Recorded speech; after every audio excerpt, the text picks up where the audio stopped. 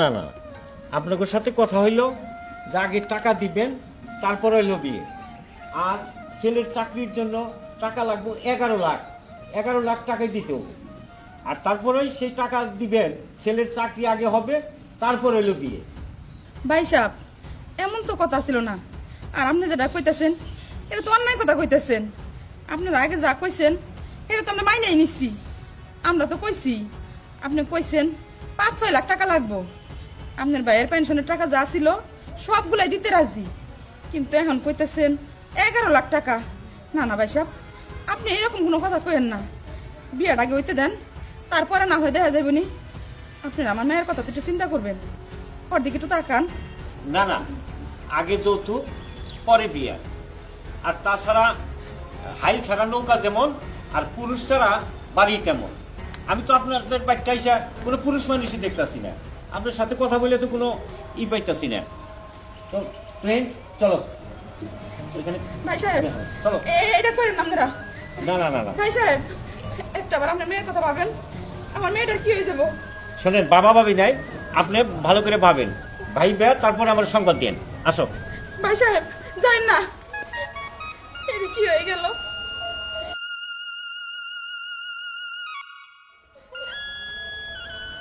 আল্লাহ, এখন আমি কি করবো? টাকার লিগে আজকে আমার মেয়ের বিয়ে ভেঙে যাইব। কি করবো এখন আমি?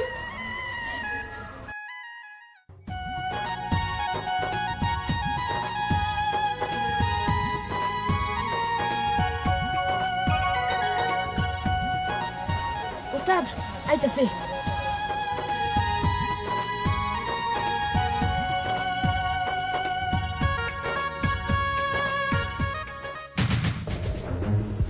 শুনলাম তোমার বিয়ে নাকি ভেঙে গেছে। বিয়ে ভেঙে গেছে তাতে আপনার কি? আমার বিয়ে ভেঙে গেছে, বিয়ে ভেঙে গেছিল, বিয়ে ভেঙে যাব তাতে আপনার কি? আপনার জন্য আমার বিয়ে ভেঙে যাইতাছে।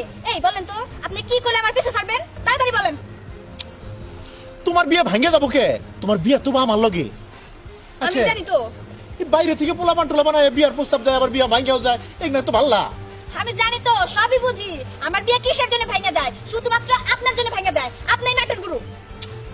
দেখো, বিয়ে ভেঙে যাওয়ার পক্ষে আমি না, বিয়া ওর পক্ষে। তোমার লগে আমার বিয়ে হবো।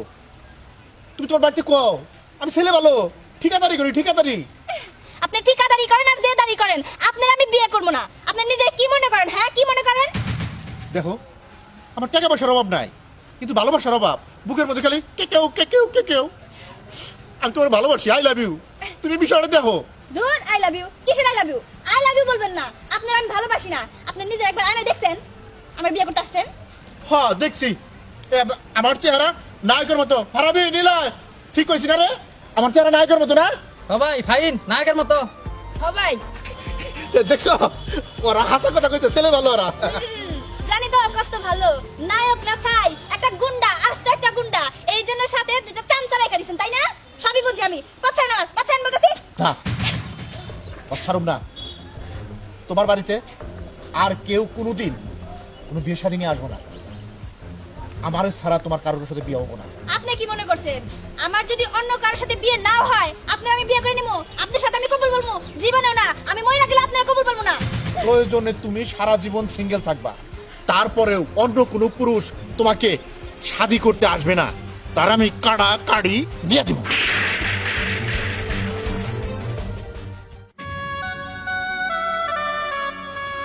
এটাই কি আপনার শেষ কথা? হ্যাঁ, এটাই আমার শেষ কথা। তাছাড়া আপনি তো জানেন যে ছেলে মানুষরা কোনো কর্ম করে না, কোনো কাজ করে না, রুজি রোজগার করে না, তারা থাকে মেরুদণ্ডহীন। মেরুদণ্ড সোজা করে কিছু বলতে পারে না। আসলে আমি যদি কোনো চাকরি বাকরি কোনো একটা কিছু করতাম, তাহলে সেদিন আমি একটা কিছু বলতে পারতাম। জানেন, আপনাকে যখন আমি প্রথম দেখেছিলাম খুব ভালো লেগেছিল। আপনাকে ছাড়া কাউকে বিয়ে করার ইচ্ছাটা আমার মধ্যে এখন আর নেই। আর সেদিন কোনো কিছু বলতে পারি নাই, আমি কিছু করি না। চাকরি বাকরি কিছু একটা করলে হয়তো বাবার সামনে আমি বলতে পারতাম, বাবা ওকে ছাড়া আমি কাউকেই বিয়ে করবো না। তবে হ্যাঁ, আমি যদি কোনো দিন ঘুষ ছাড়া, টাকা ছাড়া চাকরি নিতে পারি, চাকরি করতে পারি, আমি কথা দিলাম আমি আপনাকেই বিয়ে করবো। কারণ আপনাকে আমার অনেক ভালো লাগছে। আচ্ছা, আমি কি আপনার জন্য অপেক্ষা করব? জানি না, আপনি অপেক্ষা করতেও পারেন, নাও করতে পারেন। আবার যদি ভালো কাউকে পান তাহলে বিয়ে করে ফেলেন। সেটা আপনার ইচ্ছা। আমি কি তাহলে চলে যাব? আমার মনে হয় আপনার চলে যাওয়াটাই উচিত। ও হ্যাঁ, আমার অনেক কাজ আছে, আমি এখন যাই।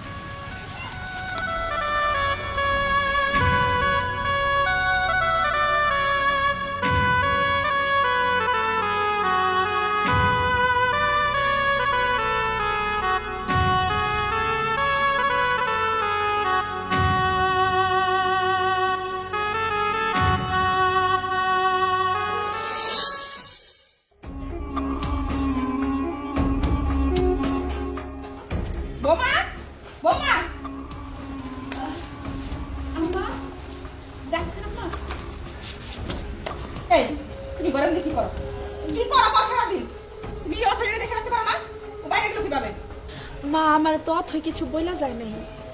বইলা যায় নাই, বুঝতে পারছি। ও কোন জায়গায় গেছে, আজকে আসুক বাড়ির মধ্যে, ওর মজার আজকে বুঝাম আমি। আর আমার মনে হয় আম্মা ওই যে তুহিনের লগে দেখা করতে গেছে। কি তুই লাগে দেখা করতে গেছে?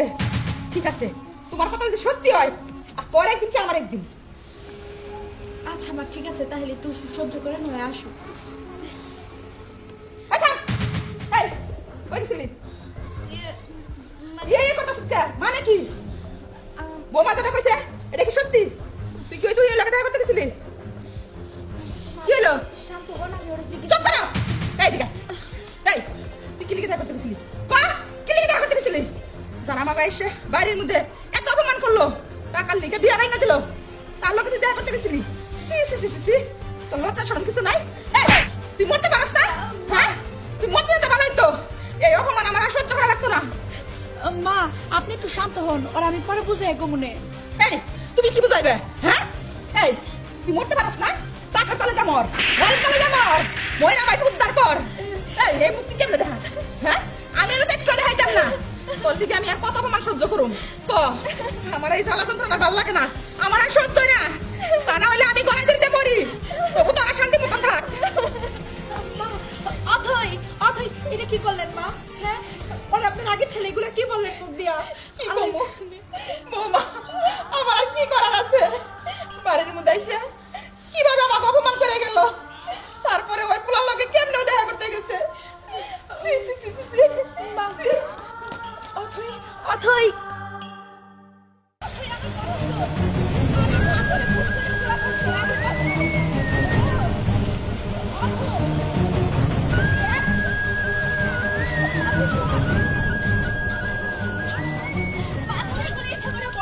শোন অথই অথই আমার কথা শোন, বাথরুমে ভুল করে বসো। এই দাঁড়াও দাঁড়াও দাঁড়াও দাঁড়াও দাঁড়াও দাঁড়াও দাঁড়াও দাঁড়াও এই পারবে না। এই তুই সব নামেন।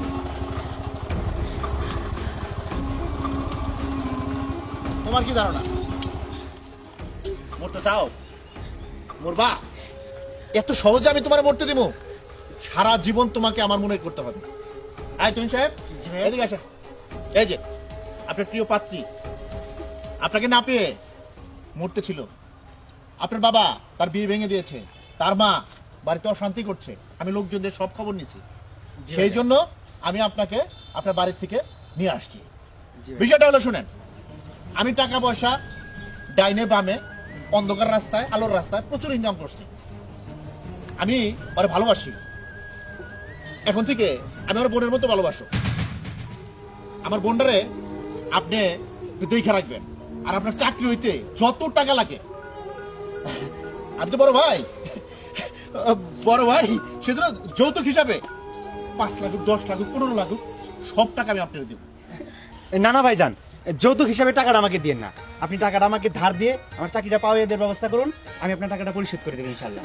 হারাবি ভাই তোর আমি কইছি না, কইছেন ভাই, এই পোলার মেরুদণ্ড একটা সময় সোজা হবো। শুধু হইতে ভাই। এই দেখোস না পোলা মানুষের মতো কথা কইছে। এই বেটা তুই যদি সেদিন তোর বাপের সামনে সোজা হয়ে দাঁড়ায় কইতি আমি এই মেয়ের বিয়ে করবো, তাহলে আমার এই বোনটা এত কষ্ট পাইতো না। ভাইজান আসলে কি আমি ওই দিন বুঝতে পারি না বিষয়টা, বাবার উপরে কখনো কথা বলি নাই তো, সেই ভয়ে আমি আর কোনো কিছু বলি না, আমার বলা হয়ে ওঠেনি।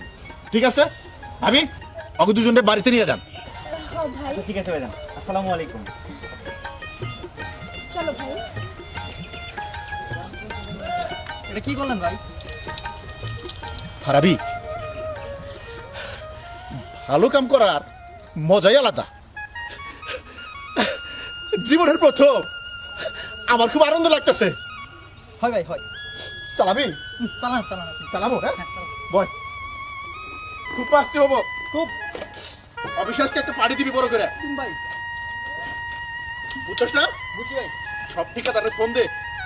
আর দিল রে ক সবকিছু অ্যারেঞ্জমেন্ট করবার লিগে। আমি এত খুশি জীবনে ওই নাই ফেলাবি, বুঝছ?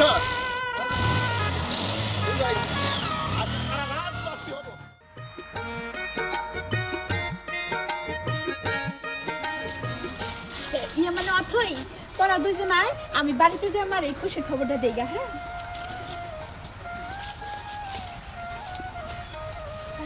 ঠিক আছে, চলেন তাহলে।